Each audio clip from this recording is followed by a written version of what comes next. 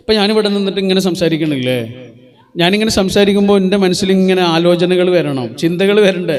ഈ പറയുന്നതിനനുസരിച്ച് അതിന് ശേഷം പ്രസംഗം എന്ന് പറയുന്നത് ഭയങ്കര പ്രയാസമുള്ളൊരു കാര്യമാണ്. എഴുത്തൊക്കെ നമുക്ക് ആലോചിച്ചിട്ട് എഴുതാം. പ്രസംഗം ഒരു വാക്കിന് പിറകെ മറ്റൊരു വാക്ക് സഞ്ചരിക്കണം, അതിൻ്റെ കൂടെ കേൾക്കുന്ന മനുഷ്യർ പിന്നാലെ വരികയും വേണം, അല്ലേ? പ്രസംഗം ഏറ്റവും പ്രയാസമുള്ളൊരു കാര്യമാണ്. ഞാൻ പറഞ്ഞത്, ഇപ്പം പ്രസംഗിച്ച് ഇങ്ങനെ നിൽക്കുന്ന ഒരാൾ ഇപ്പം ഇങ്ങനെ ഒരു വാക്കിന് പിറകെ മറ്റൊരു വാക്ക് വന്ന് എനിക്ക് നിങ്ങളോട് സംസാരിക്കണം എന്നൊക്കെ ഉണ്ടെങ്കിൽ എൻ്റെ മനസ്സ് സമാധാനമുണ്ട്, അല്ലേ? എൻ്റെ കുടുംബത്തിൽ നിന്ന് അല്ലെങ്കിൽ എൻ്റെ വൈഫിൽ നിന്ന് എനിക്കൊരു മെസ്സേജ് വരികയാണ്, ഒട്ടും സമാധാനമില്ലാത്ത ഒരൊറ്റ മെസ്സേജ് വന്നാൽ മതിയോ, എനിക്ക് ഇതേപോലെ സമാധാനമായിട്ട് നിങ്ങളോട് സംസാരിക്കാൻ കഴിയില്ല, നിങ്ങൾക്ക് ഇങ്ങനെ സമാധാനമായിട്ട് ഇരിക്കാനും കഴിയില്ല. സമാധാനത്തിൻ്റെ ഉറവിടം എന്താണ്? നമ്മുടെ കുടുംബമാണ്. കുടുംബത്തിൽ ജീവിക്കുന്ന ആളാവട്ടെ, കുടുംബത്തിൽ നിന്ന് വിട്ടുപോകുന്ന ആളാവട്ടെ, ആരാവട്ടെ, അല്ലേ? പ്രവാസിയായി നിൽക്കുന്ന ഒരാളുടെ ഒരു മെസ്സേജ് മതിയാവും ഒരു പെണ്ണിന് ആ ദിവസം മുഴുവനും അവൾക്ക് അലങ്കോലപ്പെടാൻ. അത് ശരിയല്ലേ? തിരിച്ചൊരു മെസ്സേജ് വന്നാലും പോരെ. ഞാൻ അവൾക്ക് അയക്കുന്നൊരു മെസ്സേജ്, അവളൊരു ചിലത് ജോലി ചെയ്യുന്ന ആളാണ്, ഞാൻ അയക്കുന്ന അവളുടെ സമാധാനം കളയുന്നൊരു മെസ്സേജ് എൻ്റെ അടുത്ത് അങ്ങോട്ടുണ്ടായാൽ മതി. അതോടുകൂടി അവളുടെ മുന്നിൽ വരുന്ന ഒരാളോടും അവൾക്ക് പ്രസന്നമായി സംസാരിക്കാൻ കഴിയില്ല, കോൺസെൻട്രേറ്റ് ചെയ്യാൻ കഴിയില്ല, മീനിങ് ഫുള്ളായിട്ട് സംസാരിക്കാൻ കഴിയില്ല. എല്ലാ കാര്യങ്ങളുടെയും ഉറവിടം എന്താണ്? സോഴ്സ് എന്താണ്?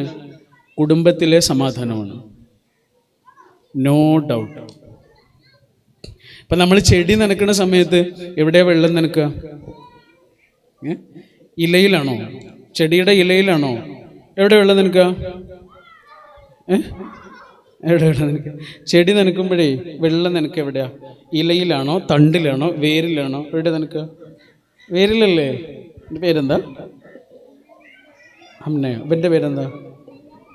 എൻ്റെ ബ്രദറോ ആണോ? ചെടി നനക്കുമ്പോൾ വേരിലാണ് വെള്ളം. വേരിൽ വെള്ളം നനച്ചാലുള്ള ഗുണം എന്താണ്? ചെടിയുടെ എല്ലാ ഭാഗത്തേക്കും വെള്ളം കിട്ടും, അല്ലേ? ഇലയിൽ വെള്ളം നനച്ചാലോ വേരിൽ കിട്ടുമോ? ആ വെള്ളം കുറച്ച് കഴിഞ്ഞാൽ അങ്ങനെ തുള്ളിപ്പോകല്ലേ. വേരിൽ വെള്ളം നനച്ചാലുള്ള ഗുണം ചെടിയുടെ എല്ലാ ഭാഗത്തേക്കും വെള്ളം കിട്ടും. ഈ വേരിൻ്റെ പേരാണ് നമ്മുടെ ഫാമിലി, അല്ലേ? ഇപ്പം ഞാൻ അറിയുന്ന ഒരാൾക്ക് ഫാമിലി ഉണ്ട്, സുഹൃത്തുക്കളുണ്ട്, അല്ലെങ്കിൽ പല കാര്യങ്ങളുണ്ടാവും.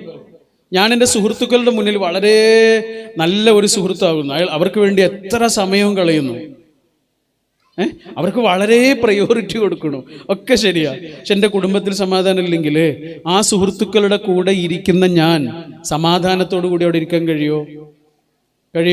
കാരണം ഞാൻ ശരിക്കും വെള്ളം നനയ്ക്കേണ്ട സ്ഥലത്ത് വെള്ളം നനച്ചിട്ടില്ല. അത് വേരാണ്. വേരിൽ വെള്ളം നനച്ചാലേ ബാക്കിയുള്ളിടത്തൊക്കെ അതിൻ്റെ ഗുണം കിട്ടുള്ളൂ. ഞാൻ പറയണ മനസ്സിലായില്ലേ? നമ്മുടെ കുടുംബത്തിൽ സമാധാനം ഉണ്ടെങ്കിൽ നമ്മൾ എവിടെയൊക്കെ പിന്നുണ്ടോ അവിടെയൊക്കെയും നമ്മൾക്ക് പീസ്ഫുള്ളായിട്ട് സമാധാനമായിട്ട് അവിടെ നിലനിൽക്കാൻ കഴിയുള്ളൂ. എപ്പോഴാണോ കുടുംബത്തിലെ സമാധാനം ഒരാൾക്ക് നഷ്ടപ്പെടുന്നത്, അയാൾക്ക് പിന്നെ അയാളൊരു മുഖ്യമന്ത്രി ആവട്ടെ, അയാൾക്ക് കുടുംബത്തിൽ സമാധാനം ഇല്ലെങ്കിൽ അയാൾക്ക് നന്നായി ഭരിക്കാൻ കഴിയില്ല. അയാളൊരു പോലീസ് ഉദ്യോഗസ്ഥനാവട്ടെ, അയാളുടെ കുടുംബത്തിൽ സമാധാനമില്ലേ, അയാൾക്ക് മനുഷ്യന്മാരോട് നന്നായി പെരുമാറാൻ കഴിയില്ല. അയാളൊരു എഞ്ചിനീയർ ആവട്ടെ, ഒരു ഡോക്ടർ ആവട്ടെ, ഒരു അധ്യാപകനാവട്ടെ, ആരാവട്ടെ, ഒരാളുടെ ബേസിക് ആയിട്ടുള്ള വേരിൽ സമാധാനം ഇല്ല എങ്കിൽ അയാളുടെ വേറെ എവിടെയും സമാധാനം ഉണ്ടാവില്ല. നമ്മുടെ സമയത്തിൽ ഏറ്റവും നല്ല സമയം നമ്മൾ ഷെയർ ചെയ്യേണ്ടത് നമ്മുടെ ആ വേരിന് വേണ്ടിയിട്ടാണ്. നമ്മൾ ഏറ്റവും പ്രയോറിറ്റി കൊടുക്കേണ്ടത് നമ്മുടെ കുടുംബത്തിലുള്ള മുഴുവൻ മനുഷ്യന്മാരുടെയും സമാധാനത്തിന് വേണ്ടിയിട്ടാണ്, സന്തോഷത്തിന് വേണ്ടിയിട്ടല്ല. നമ്മൾ അങ്ങനെ ചിന്തിക്കുക, എൻ്റെ കുട്ടികൾ സന്തോഷമായിട്ട് ജീവിക്കാൻ, അല്ലെങ്കിൽ അവർ സന്തോഷമായിട്ട് ജീവിക്കാൻ എന്ന് പറയാം. സന്തോഷം എന്ന് പറയുന്നത് ഒരു ഇല്യൂഷനാണ്, ഇല്ലാത്തൊരു കാര്യമാണ്. സമാധാനം അങ്ങനെയല്ല, അതാണ് സത്യം. മനസ്സിലായോ? നമ്മളെ ഭാരതീയ വേദങ്ങളിലൊക്കെ പറയാം എന്താണെന്നറിയോ? ശാന്തി എന്നാ പറയാം. നിങ്ങളോട് ഞാൻ ചോദിക്കുകയാണ്, നിങ്ങൾക്ക് സന്തോഷം വേണോ സമാധാനം വേണോ? നിങ്ങളെന്താ പറയുക? മേഡം എന്താ പറയുക? സമാധാനമല്ലേ? നിങ്ങളെന്താ പറയുക? സമാധാനമല്ലേ?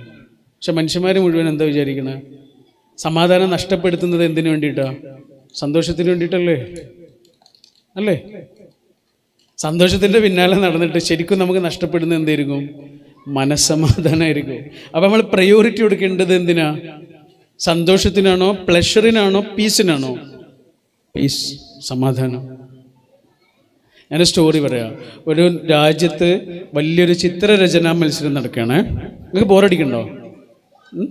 ഇല്ല? എന്താ ബോറടിച്ചൂടെ? എന്നാൽ പിന്നെ എനിക്ക് നിർത്തിക്കൂടെ? അപ്പോൾ ഒരു വലിയ രാജ്യമാണ്, അവിടെ ഒരു ചിത്രരചനാ മത്സരമാണ്. ചിത്രരചനാ മത്സരത്തിൽ പങ്കെടുക്കുന്ന ആൾക്ക് ഫസ്റ്റ് കിട്ടിയാൽ വലിയ സംഖ്യയാണ് ഓഫർ ചെയ്യണം, വലിയ സമ്മാനമാണ്. അപ്പോൾ കുറേ ആൾ പങ്കെടുത്തു. ചിത്രരചനയുടെ വിഷയം എന്താണെന്നറിയോ? ഏത് വിഷയത്തിലാണ് ചിത്രം വരയ്ക്കേണ്ടതെന്നറിയോ? സമാധാനം. അപ്പം നമ്മുടെ മനസ്സിൽ ആദ്യം തന്നെ വരും എന്താ? നല്ല തെളിഞ്ഞൊരു സ്ഥലം, നല്ല പച്ചപ്പുള്ള മരങ്ങൾ, ഇങ്ങനെ സമാധാനമായി ഒഴുകുന്ന പുഴകൾ, അല്ലേ? ഇങ്ങനെ നല്ല ആകാശം, പക്ഷികളൊക്കെ ഇങ്ങനെ പറക്കുന്നു. സമാധാനത്തിൻ്റെ കുറേ സിമ്പൽ ഉണ്ടല്ലോ, കുട്ടികൾ വരയ്ക്കുന്ന ചിത്രമൊക്കെ പോലത്തെ നല്ല സമാധാനമുള്ള ചിത്രം. ഇതാണ് എല്ലാവരും വരച്ചത്. പക്ഷെ ഫസ്റ്റ് കിട്ടിയത് ആർക്കാണെന്നറിയോ? വേറൊരു ചിത്രത്തിനാണ്. ആ ചിത്രം ഫസ്റ്റ് ആയിട്ട് തിരഞ്ഞെടുത്തത് അന്ന് അവിടെ ജീവിക്കുന്ന ഏറ്റവും വലിയ ചിത്രകാരനാണ്. അയാൾ ആ ചിത്രം ഇങ്ങനെ സ്റ്റേജിൽ തൂക്കിയിട്ടു. അപ്പം ആളുകളൊക്കെ ഇങ്ങനെ വന്നിട്ട് ആ ചിത്രം ഇങ്ങനെ കാണുകയാണ്. കണ്ടിട്ട് അവരിങ്ങനെ നോക്കിയിട്ട് പറയാണ്, ഇതിനാണോ ഒന്നാം സമ്മാനം കിട്ടുന്നത്? കാരണം ആ ചിത്രത്തിലേക്ക് നോക്കിയാൽ യാതൊരു സമാധാനമില്ല. ഒരു സമാധാനമില്ലാത്തൊരു ചിത്രം, വരണ്ട് കിടക്കുന്ന ഒരു സ്ഥലം, ഉണങ്ങി നിൽക്കുന്ന മരങ്ങൾ, പാറക്കെട്ടുകൾ, വരണ്ട് നിൽക്കുന്നൊരു ഭൂപ്രദേശം. അതിനാണ് ഒന്നാം സമ്മാനം കിട്ടിയത്. അപ്പം എല്ലാവരും ഭയങ്കര പരാതിപ്പെട്ടു, ഇതിനൊക്കെ ഒന്നാം സമ്മാനം കൊടുക്കാൻ പറ്റുമോ എന്നുള്ള പരാതി ഉണ്ടാവുക. വല്ലാതെ പരാതിപ്പെടുന്ന ഒന്ന് രണ്ട് ആളുകളെ അയാളിങ്ങനെ സ്റ്റേജിലേക്ക് വിളിച്ചു. അയാൾ വലിയ ചിത്രകാരനാണ്. സ്റ്റേജിലേക്ക് വിളിച്ചിട്ട് ആ ചിത്രം അടുത്ത് നിന്ന് കാണാൻ പറഞ്ഞു. അങ്ങനെ അവർ അടുത്ത് നിന്നിങ്ങനെ കണ്ടപ്പോഴാണ് അവർക്ക് മനസ്സിലായത് എന്താണെന്നറിയോ? ആ വരണ്ട് കിടക്കുന്ന സ്ഥലത്ത്, ഉണങ്ങി നിൽക്കുന്ന മരങ്ങളുടെ താഴെ, വറ്റിക്കിടക്കുന്ന പുഴയുടെ തീരത്ത് ഒരു പാറക്കെട്ടുണ്ട്. ഉണങ്ങി നിൽക്കുന്ന പാറകളാണ്. പക്ഷെ ആ പാറയുടെ തണലിൽ ഒരു പക്ഷി കൂട് കൂട്ടിയിട്ടുണ്ട്. ആ കൂട്ടിൽ ആ പക്ഷി സമാധാനമായിട്ട് കിടന്നുറങ്ങുന്നുണ്ട്. ദാറ്റ് ഈസ് സമാധാനം. നമ്മുടെ പുറത്തുള്ള കാര്യങ്ങളൊക്കെ റെഡിയാകുമ്പോൾ, നമ്മുടെ ജീവിതത്തിലെ മുഴുവൻ കാര്യങ്ങളും ഓക്കെ ആവുമ്പോൾ, പുറത്ത് പച്ചപ്പുള്ള മരങ്ങളും നിറഞ്ഞു കവിഞ്ഞൊഴുകുന്ന നല്ല നദിയും നല്ല പച്ചപ്പായി കിടക്കുന്ന ഒരു ഭൂപ്രദേശവും നല്ല പക്ഷികളുടെ ശബ്ദമൊക്കെ ഉള്ളൊരു സ്ഥലത്ത് എല്ലാവർക്കും സമാധാനം ഉണ്ടാവും. പ്രത്യേകിച്ച് ചോദിക്കേണ്ടേ പറയേണ്ട ആവശ്യമില്ല. നമ്മുടെ കാര്യങ്ങളൊക്കെ നമുക്ക് അനുകൂലമാകുമ്പോൾ നമ്മുടെ ഉള്ളിലുണ്ടാകുന്നതിൻ്റെ പേരല്ല അത്. പിന്നെയോ, നമ്മുടെ കാര്യങ്ങൾ ചിലപ്പോൾ അനുകൂലമല്ലെങ്കിലും നമ്മുടെ ഉള്ളിൻ്റെ ഉള്ളിൽ നമ്മൾ അനുഭവിക്കുന്ന ഒരു പ്രതീക്ഷയുടെ പേരാണ് സമാധാനം. ഈ സമാധാനമാണ് നമ്മൾ അങ്ങോട്ടും ഇങ്ങോട്ടും കൊടുക്കേണ്ടത്. ധൈര്യമാണ് കൊടുക്കേണ്ടത് മനുഷ്യന്. ഒരു കാരണവശാലും എൻ്റെ കൂടെ ജീവിക്കുന്ന ആളുടെ മനസ്സമാധാനം തകർക്കുന്ന ഒരു കാര്യം എൻ്റെ ഭാഗത്ത് ഉണ്ടാകാൻ പാടില്ല. അതാണ് ഞാൻ അയാൾക്ക് കൊടുക്കുന്ന വില. അല്ലെങ്കിൽ അയാൾ എന്തിനാ എൻ്റെ ജീവിതത്തിൽ വന്നത്? എൻ്റെ ജീവിതത്തിൽ വന്നതിന് ശേഷം അയാൾക്ക് മുമ്പുണ്ടായിരുന്ന അത്ര പോലും സമാധാനമോ പുഞ്ചിരിയോ ഇല്ലെങ്കിൽ ആ ബന്ധം എത്ര പരാജയമാണ്. എന്തിനാണ് പിന്നെ അവിടെ നിൽക്കുന്നത്? അയാളല്ല ഞാൻ. പിന്നെ എന്താണ് പിന്നെ എൻ്റെ കാര്യം അവിടെ? എൻ്റെ കൂടെ ഒരാൾ ജീവിക്കുന്നത്, അത് ആരാവട്ടെ, സുഹൃത്താവട്ടെ, എൻ്റെ ജീവിതത്തിലേക്ക് വന്ന ആരാവട്ടെ, അവർക്ക് എൻ്റെ കൂടെ വന്നിട്ട് എൻ്റെ അടുത്ത് നിന്ന് സമാധാനം കിട്ടുന്നില്ല. കിട്ടുന്നും വേണ്ട, അവർക്ക് ഉണ്ടായിരുന്നൊരു സമാധാനമല്ലേ, അത് നിലനിർത്തി കൊടുക്കാനെങ്കിലും എനിക്ക് പറ്റിയില്ലെങ്കിൽ പിന്നെ എൻ്റെ അവസ്ഥ എന്താണെന്ന് ആലോചിച്ച് നോക്കൂ.